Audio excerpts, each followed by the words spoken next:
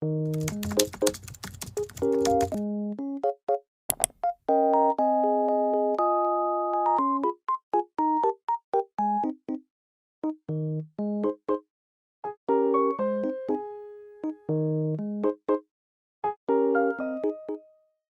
pagi Bapak Ibu Saudara, puji Tuhan kita bertemu kembali di Gamaliel Morning Prayer.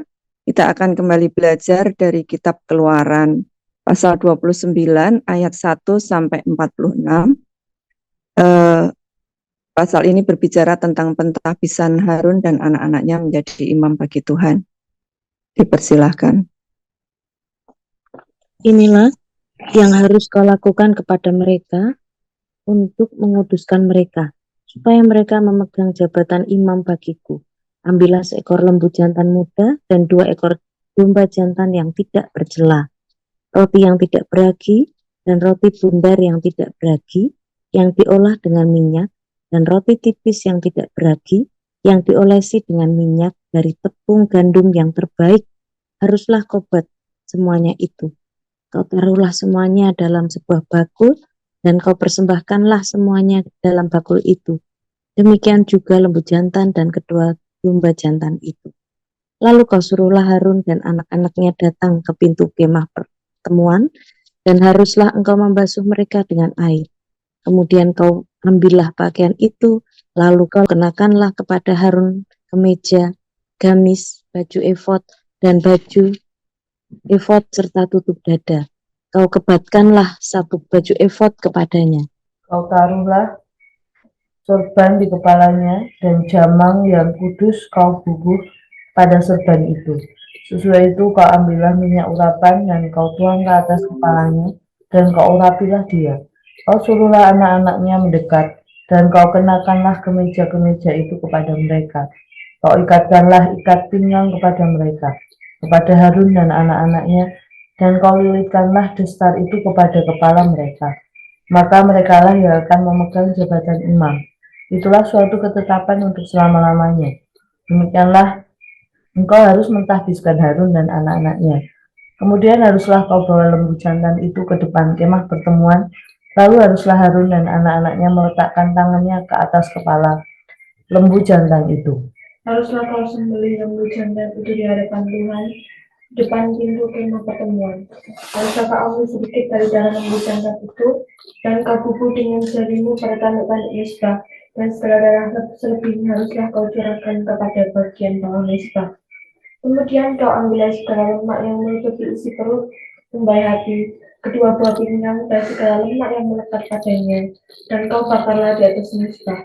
Tapi daging lembu jantan itu, kulitnya dan kotorannya, haruslah kau bakar habis dengan api di luar perkemahan. Itulah korban penghapusan dosa. Kemudian haruslah kau ambil domba jantan yang satu, lalu haruslah Harun dan anak-anaknya meletakkan tangannya ke atas kepala domba jantan itu. Haruslah kau sembelih domba jantan itu, dan kau ambillah darahnya, dan kau siramkan pada mezbah sekelilingnya. Haruslah kau potong domba jantan itu menurut bagian-bagian tertentu. Kau basuhlah isi perutnya dan betis-betisnya, dan kau taruh itu di atas potongan-potongannya dan di atas kepalanya. Kemudian haruslah kau bakar seluruh domba jantan itu di atas mezbah. Itulah korban bakaran, suatu persembahan yang harum bagi Tuhan, yakni suatu korban api-apian bagi Tuhan. Kemudian haruslah kau ambil domba jantan yang lain, lalu haruslah Harun dan anak-anaknya meletakkan tangannya ke atas kepala domba jantan itu. Haruslah kau sembelih domba jantan itu. Kau ambillah sedikit dari darahnya, dan kau bubuh pada cuping telinga kanan Harun dan pada cuping telinga kanan anak-anaknya, pada ibu jari tangan kanan dan pada ibu jari kaki kanan mereka.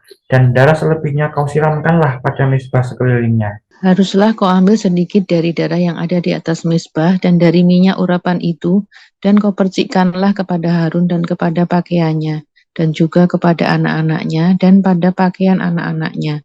Maka ia akan kudus, ia dan pakaiannya, dan juga anak-anaknya dan pakaian anak-anaknya. Dari domba jantan itu haruslah kau ambil lemaknya, ekornya yang berlemak, lemak yang menutupi isi perutnya, umbai hatinya, kedua buah pinggangnya, lemak yang melekat padanya, paha kanannya. Sebab itulah domba jantan persembahan pentahbisan.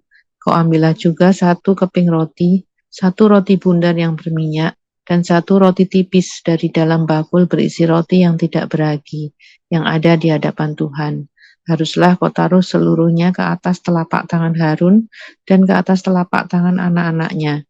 Dan haruslah kau persembahkan semuanya itu sebagai persembahan unjukan di hadapan Tuhan.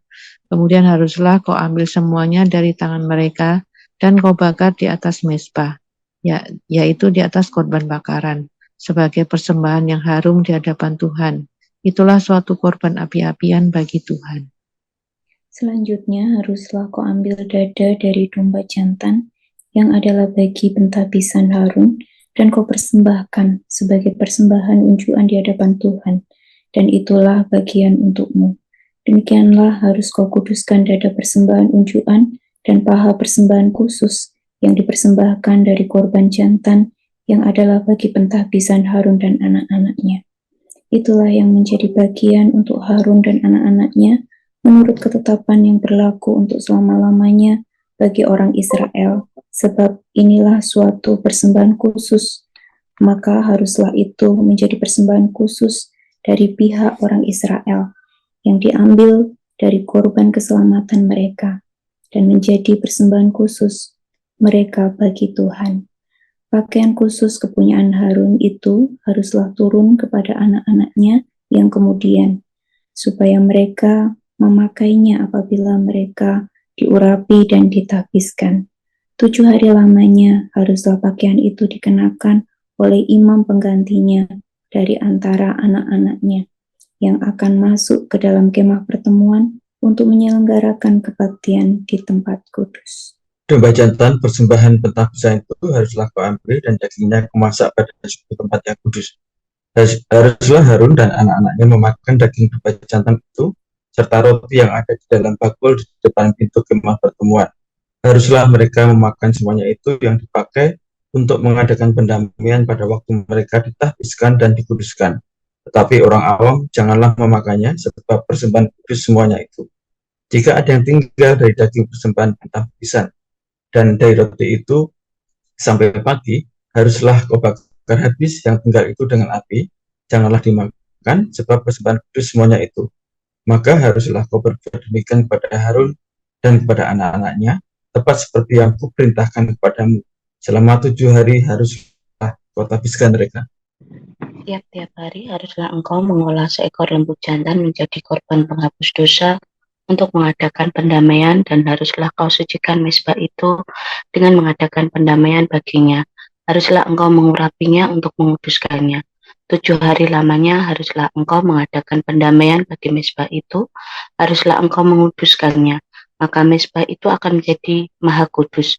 Setiap orang yang kena kepada mezbah itu akan menjadi kudus. Inilah yang harus kau olah di atas mezbah itu: 2 anak domba berumur setahun tetap tiap-tiap hari. Domba yang satu haruslah kau olah pada waktu pagi, dan domba yang lain kau olah pada waktu senja. Dan beserta domba yang satu kau olah 1/10 eva tepung yang terbaik dengan minyak tumbuk 1/4 hin, dan korban curahan dari 1/4 hin anggur. Domba yang lain haruslah kau olah pada waktu senja, sama seperti korban sajian dan korban curahannya pada waktu pagi. Harus engkau mengolahnya sebagai persembahan yang harum, suatu korban api-apian bagi Tuhan, suatu korban bakaran yang tetap di antara kamu turun-temurun di depan pintu kemah pertemuan di hadapan Tuhan. Sebab di sana aku akan bertemu dengan kamu untuk berfirman kepadamu. Di sanalah aku akan bertemu dengan orang Israel, dan tempat itu akan dikuduskan oleh kemuliaanku. Aku akan menguduskan kemah pertemuan dan mezbah itu. Lalu Harun dan anak-anaknya akan kukuduskan, supaya mereka memegang jabatan imam bagiku. Aku akan diam di tengah-tengah orang Israel, dan aku akan menjadi Allah mereka. Maka mereka akan mengetahui bahwa akulah Tuhan Allah mereka, yang telah membawa mereka keluar dari tanah Mesir, supaya aku diam di tengah-tengah mereka. Akulah Tuhan Allah mereka. Ya, terima kasih untuk Bapak Ibu yang sudah membantu membacakan. Ini adalah lanjutan dari kemarin ya, yang sudah kita pelajari. Kemarin kita belajar bagaimana baju seorang imam itu harus dibuat sesuai dengan perintah Tuhan. Dan pagi ini kita akan belajar hal yang penting, pada zaman Israel, yaitu tentang pentahbisan Harun dan anak-anaknya sebagai imam. Seperti kita ketahui, imam besar atau imam agung adalah jabatan imam yang paling tinggi di dalam agama Yahudi yang berkaitan dengan ibadah orang Israel. Imam besar Israel dipercaya sebagai wakil umat Israel di hadapan Allah, serta berperan sebagai pengantara yang kudus antara umat dengan Allah. Peran sentral dari imam besar di dalam keagamaan orang Yahudi terlihat ketika imam besar bertugas untuk mempersembahkan ritus kurban tahunan di bait suci yang terletak di kota Yerusalem. Di dalam ritus tahunan tersebut, hanya imam besar yang diizinkan masuk ke dalam ruang maha suci dari bait suci. Tokoh yang kita pelajari pagi ini sebagai imam besar yang ditabiskan adalah Harun. Harun yang sering disebut sebagai Imam Harun dan seringkali disebut sebagai Harun orang Lewi, menurut Alkitab adalah seorang tokoh yang merupakan kakak laki-laki dari Musa dan juga seorang imam besar Israel. Dia diperkirakan hidup pada tahun 1530 sampai 1407 sebelum Masehi menurut pakar Alkitab. Ia dipilih Allah sebagai imam besar yang pertama untuk bangsa Israel. Kita ketahui orang tuanya adalah Amram dan Yokebed dari suku Lewi yang ditetapkan sebagai imam. Pada waktu suku Lewi dikhususkan menjadi pelayan kemah suci, Harun diurapi menjadi imam besar dengan jubah efod dan tugas khusus. Harun diberi sejumlah peraturan untuk pekerjaan imam dan mengulangi ritual selama 7 hari, di mana Harun dan putra-putranya dipisahkan dari orang-orang lain. Pada hari ke-8, imam besar mempersembahkan korban dan memberkati bangsa Israel dan memasuki kemah suci bersama Musa. Setelah keluar, mereka memberkati bangsa itu, lalu tampaklah kemuliaan Tuhan. Itulah secara ringkas isi dari pasal 29. Dari pasal 29 ayat 1 kita melihat tujuan atau maksud Allah terhadap Harun dan anak-anaknya, yaitu Harun dan anak-anaknya harus dikuduskan terlebih dahulu supaya bisa mengemban tugas menjadi imam besar bagi Tuhan. Terlihat jelas di ayat 1, inilah yang harus kau lakukan kepada mereka untuk menguduskan mereka supaya mereka memegang jabatan imam bagiku. Allah memberitahu Musa tentang persiapan yang harus dilakukan untuk menjalankan ritual atau upacara pentahbisan imam besar tersebut. Allah sangat detail memberi petunjuk kepada Musa, dimulai dari materi korban, yaitu korban hewan, berupa lembu jantan muda dan 2 ekor domba jantan yang tidak bercela, yang terbaik, dan roti yang tidak beragi, dan bagaimana mengolah atau memasaknya dari ayat 1 sampai 2, serta bagaimana pelaksanaannya untuk pentahbisan imam itu terlihat dari ayat 4. Lalu kau suruhlah Harun dan anak-anaknya datang ke pintu kemah pertemuan dan haruslah engkau membasuh mereka dengan air. Kemudian tentang pakaian Harun yang kemarin sudah kita pelajari dan bagaimana mengenakannya pun Allah memberi petunjuk sangat jelas dan detail dari ayat 5 sampai 6. Serta bagaimana anak-anak Harun harus berpakaian. Kemudian setelah berpakaian seperti petunjuk Tuhan, barulah Harun diurapi dengan minyak urapan di kepalanya. Secara harafiah dan umum, mengurapi seseorang atau sesuatu berarti menguduskan mereka sebagai sesuatu yang khusus dan ditandai untuk suatu tujuan. Kemudian dari ayat 10 sampai 29 berisi tentang bagaimana pentahbisan itu harus dilaksanakan. Seperti kita ketahui bersama, petunjuk Allah itu begitu rinci, jelas, dan detail. Bagi yang diberi tugas, yaitu Musa, tentu petunjuk yang begitu jelas ini akan sangat memudahkan ketika mempersiapkan dan menjalaninya. Hanya diperlukan ketelitian dan ketaatan untuk melaksanakan. Di atas semua upacara pentahbisan yang begitu rumit dan detail ini, hal-hal yang bisa kita pelajari adalah 1, Allah sendiri yang berinisiatif dan merancang secara detail upacara pentahbisan imam besar yang akan menjadi wakilnya. Yang kedua, manusia yang hadir terutama imam harus sudah dikuduskan dengan korban penghapus dosa melalui hewan korban bakaran. Yang ketiga, persembahan-persembahan yang diberikan dengan penuh ketaatan akan menjadi persembahan yang menyenangkan hati Tuhan. Kemudian perkenan Allah ditandai dengan kehadiran dan firman-Nya. Yang kelima, bangsa Israel akan mengetahui karya Allah yang besar dan mengakuinya sebagai Allah. Di dalam perjanjian baru, semua gambaran tersebut menjadi sangat jelas dengan kehadiran Tuhan Yesus yang adalah korban untuk menebus dosa manusia. Yesuslah imam besar yang mewakili kita berhadapan dengan Allah, dan Yesus adalah juga Allah sendiri yang hadir untuk manusia. Saat ini kita sebagai orang Kristen tentu menjadi orang yang berbahagia karena kita sudah diperdamaikan dengan Allah, sehingga sudah tidak diperlukan ritual yang begitu rumit untuk kita bisa menghadap hadirat Allah. Tetapi dengan sikap hati yang benar, yaitu mempersembahkan seluruh hidup kita menjadi persembahan yang berkenan kepada Allah. Dari bacaan ini kita bisa mengambil amanat teks bahwa Tuhan Yesus adalah korban penghapus dosa, imam besar dan Allah sendiri yang hadir bagi umat manusia yang berdosa. Dan aplikasi yang bisa kita peroleh adalah apakah kita sudah bersyukur atas kasih karunia Tuhan yang sudah menjadi korban penghapus dosa bagi kita umat manusia. Tuhan juga menjadi imam besar dan yang selalu hadir dalam hidup kita. Demikian renungan pagi dari Keluaran 29. Terima kasih, Tuhan memberkati. Ya, terima kasih Iin sudah melayani kita. Mari kita merespon firman Tuhan dengan angkat pujian bersama Kau Allah yang kudus.